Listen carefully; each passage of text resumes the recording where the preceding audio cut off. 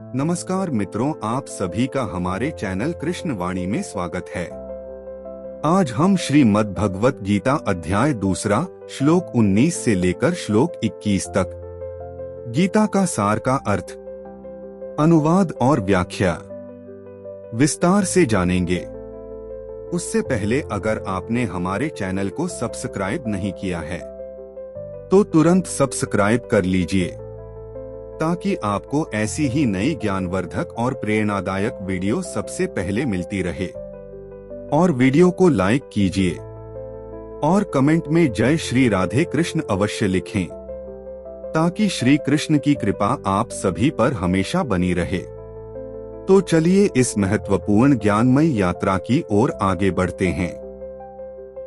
श्लोक 19 य एन वेत्ति हंतारं यशचैन मन्यते हतम् उभौ तो न विजानीतो नाय हंति न हन्यते।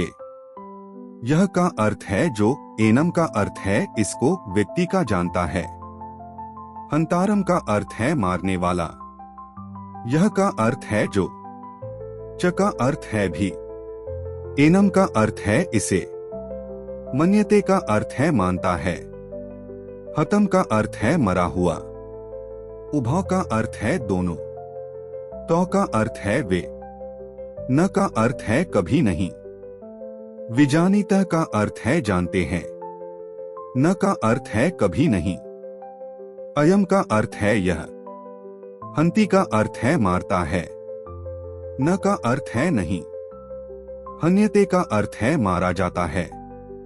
भावार्थ, जो इस जीवात्मा को मारने वाला समझता है तथा जो इसे मरा हुआ समझता है, वे दोनों ही अज्ञानी हैं, क्योंकि आत्मा न तो मरता है और न मारा जाता है। तात्पर्य, जब देहधारी जीव को किसी घातक हथियार से आघात पहुंचाया जाता है तो यह समझ लेना चाहिए कि शरीर के भीतर जीवात्मा मरा नहीं।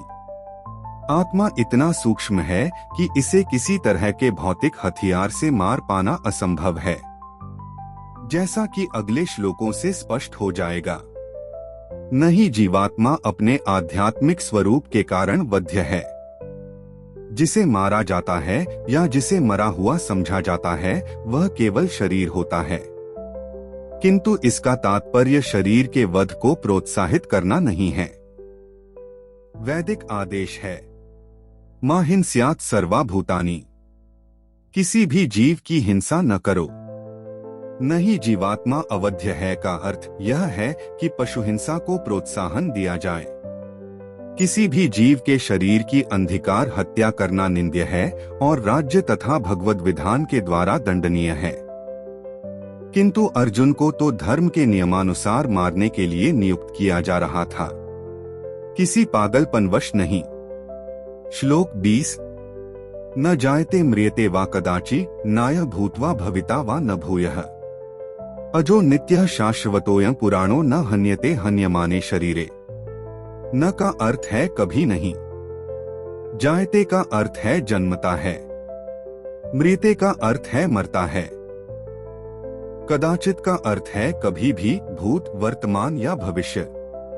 न का अर्थ है कभी नहीं, अयम का अर्थ है यह, भूतवा का अर्थ है होकर, भविता का अर्थ है होने वाला, वा का अर्थ है अथवा, न का अर्थ है नहीं, भूयः का अर्थ है अथवा, पुनः का अर्थ है होने वाला है, अजय का अर्थ है अजन्मा, नित्य का अर्थ है नित्य, शाश्वत का अर्थ है स्थायी, अयम का अर्थ है यह, पुराण का अर्थ है सबसे प्राचीन, न का अर्थ है नहीं, हन्यते का अर्थ है मारा जाता है, हन्यमाने का अर्थ है मारा जाकर, शरीरे का अर्थ है शरीर में। चलिए इसके भावार्थ को समझते हैं। आत्मा के लिए किसी भी काल में न तो जन्म है न मृत्यु, वह न तो कभी जन्मा है, न जन्म लेता है और न जन्म लेगा। वह अजन्मा, नित्य, शाश्वत तथा पुरातन है। शरीर के मारे जाने पर वह मारा नहीं जाता। तात्पर्य, गुणात्मक दृष्टि से परमात्मा का अणुवंश परम से अभिन्न है। वह शरीर की भांति विकारी नहीं है। कभी कभी आत्मा को स्थायी या कूटस्थ कहा जाता है। शरीर में 6 प्रकार के रूपांतर होते हैं। वह माता के गर्भ से जन्म लेता है, कुछ काल तक रहता है, बढ़ता है, कुछ परिणाम उत्पन्न करता है, धीरे धीरे क्षीण होता है और अंत में समाप्त हो जाता है। किंतु आत्मा में ऐसे परिवर्तन नहीं होते। आत्मा अजन्मा है, किंतु चूंकि यह भौतिक शरीर धारण करता है, इसीलिए शरीर जन्म लेता है। आत्मा न तो जन्म लेता है न मरता है। जिसका जन्म होता है उसकी मृत्यु भी होती है। और चूंकि आत्मा जन्म नहीं लेता, इसलिए उसका न तो भूत है, न वर्तमान, न भविष्य। वह नित्य, शाश्वत तथा सनातन है। अर्थात उसके जन्म लेने का कोई इतिहास नहीं है। जैन शरीर के प्रभाव में आकर आत्मा के जन्म, मरण आदि का इतिहास खोजते हैं। आत्मा शरीर की तरह कभी भी वृद्ध नहीं होता। इसलिए तथाकथित वृद्ध पुरुष भी अपने में बाल्यकाल या युवावस्था जैसी अनुभूति पाता है। शरीर के परिवर्तनों का आत्मा पर कोई प्रभाव नहीं होता। शरीर की उपसृष्टि संतानें हैं और वे भी व्यष्टि आत्माएं हैं, और शरीर के कारण वे किसी न किसी की संतानें प्रतीत होते हैं। शरीर की वृद्धि आत्मा की उपस्थिति के कारण होती है, किंतु आत्मा के न तो कोई उपवृद्धि है न ही उसमें कोई परिवर्तन होता है। आत्मा शरीर के 6 प्रकार के परिवर्तन से मुक्त है। कठोपनिषद में इसी तरह का एक श्लोक आया है। न जायते म्रियते वा विपश्चिन्न बभूव कश्चित् अजो नित्यः शाश्वतोऽयं पुराणो न हन्यते हन्यमाने शरीरे। इस श्लोक का अर्थ तथा तात्पर्य भगवद गीता के श्लोक जैसा ही है, किंतु इस श्लोक में एक विशिष्ट शब्द विपश्चित का प्रयोग हुआ है, जिसका अर्थ विद्वान या ज्ञानमय। आत्मा ज्ञान से या चेतना से सदैव पूर्ण रहता है, इसलिए चेतना ही आत्मा का लक्षण है।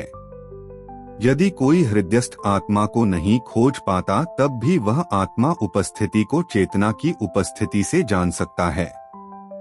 कभी कभी हम बादलों या अन्य कारणों से आकाश में सूर्य को नहीं देख पाते, किंतु सूर्य का प्रकाश सदैव विद्यमान रहता है। इसलिए हमें विश्वास हो जाता है कि यह दिन का समय है।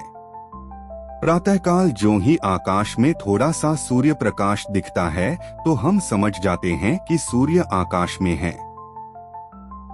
इसी प्रकार चूंकि शरीरों में, चाहे पशु के हों या पुरुषों के, कुछ न कुछ चेतना रहती है, इसलिए हम आत्मा की उपस्थिति को जान लेते हैं। किंतु जीव की यह चेतना परमेश्वर की चेतना से भिन्न है, क्योंकि परम चेतना तो सर्वज्ञ है, भूत, वर्तमान तथा भविष्य के ज्ञान से पूर्ण। व्यष्टि जीव की चेतना विस्मरणशील है। जब वह अपने वास्तविक स्वरूप को भूल जाता है, तो उसे कृष्ण के उपदेशों से शिक्षा तथा प्रकाश और बोध प्राप्त होता है। किंतु कृष्ण विस्मरणशील जीव नहीं हैं। यदि वे ऐसे होते तो उनके द्वारा दिए गए भगवद गीता के उपदेश व्यर्थ होते। आत्मा के 2 प्रकार है, एक तो अणुआत्मा और दूसरा विभुआत्मा। कठोपनिषद में इसकी पुष्टि इस प्रकार हुई है। अनोर्णीयान महतो महीयानात्मास्य जंतोर्निहितो गुहायाम तमक्रतुः पश्यति वीक्षोको धातुः प्रसादान महिमान्मात्मनः। परमात्मा तथा अणुआत्मा दोनों शरीर रूपी उसी वृक्ष में जीव के हृदय में विद्यमान हैं, और इनमें से जो समस्त इच्छाओं तथा शोकों से मुक्त हो चुका है, वही भगवत कृपा से आत्मा की महिमा को समझ सकता है। कृष्ण परमात्मा के भी उद्गम हैं, जैसा कि अगले अध्यायों में बताया जाएगा, और अर्जुन अणुआत्मा के समान है जो अपने वास्तविक स्वरूप को भूल गया है। इसलिए उसे कृष्ण द्वारा या उनके प्रामाणिक प्रतिनिधि गुरु द्वारा प्रबुद्ध किए जाने की आवश्यकता है। श्लोक 21। वेदा विनाशिनम नित्यं य एनम् व्ययम् कथं स पुरुषः पार्थ कं घात्यति हन्ति कम्। वेद का अर्थ है जानता है। अविनाशिनम का अर्थ है अविनाशी को। नित्यम का अर्थ है शाश्वत। यह का अर्थ है जो। एनम का अर्थ है इस आत्मा। अजम का अर्थ है अजन्मा। अव्ययम का अर्थ है निर्विकार। कथम का अर्थ है कैसे। सह का अर्थ है वह। पुरुषः का अर्थ है पुरुष। पार्थ का अर्थ है हे पार्थ अर्जुन। कम का अर्थ है किसको। घात्यति का अर्थ है मरवाता है। हंति का अर्थ है मारता है। कम का अर्थ है किसको। भावार्थ, हे पार्थ, जो व्यक्ति यह जानता है कि आत्मा अविनाशी, अजन्मा, शाश्वत तथा अव्यय है, वह भला किसी को कैसे मार सकता है या मरवा सकता है। तात्पर्य, प्रत्येक वस्तु की समुचित उपयोगिता होती है और जो ज्ञानी होता है वह जानता है कि किसी वस्तु का कहाँ और कैसे प्रयोग किया जाए। इसी प्रकार हिंसा की भी अपनी उपयोगिता है और इसका उपयोग इसे जानने वाले पर निर्भर करता है। यद्यपि हत्या करने वाले व्यक्ति को न्याय संहिता के अनुसार प्राणदंड दिया जाता है, किंतु न्यायाधीश को दोषी नहीं ठहराया जा सकता है, क्योंकि वह न्याय संहिता के अनुसार ही दूसरे व्यक्ति पर हिंसा किए जाने का आदेश देता है। मनुष्यों के विधि ग्रंथ मनु संहिता में इसका समर्थन किया गया है कि हत्यारे को प्राणदंड देना चाहिए, जिससे उसे अगले जीवन में अपना पाप कर्म भोगना ना पड़े। इसलिए राजा द्वारा हत्यारे को फांसी का दंड एक प्रकार से लाभप्रद है। इसी प्रकार जब कृष्ण युद्ध करने का आदेश देते हैं तो यह समझना चाहिए कि यह हिंसा परम न्याय के लिए है और इस तरह अर्जुन को इस आदेश का पालन यह समझकर करना चाहिए कि कृष्ण के लिए किया गया युद्ध हिंसा नहीं है, क्योंकि मनुष्य या दूसरे शब्दों में आत्मा को मारा नहीं जा सकता। इसलिए न्याय के हेतु तथाकथित हिंसा की अनुमति है। शल्यक्रिया का प्रयोजन रोगी को मारना नहीं अपितु उसको स्वस्थ बनाना है। इसलिए कृष्ण के आदेश पर अर्जुन द्वारा किया जाने वाला युद्ध पूरे ज्ञान के साथ हो रहा है। उससे पाप फल की संभावना नहीं है।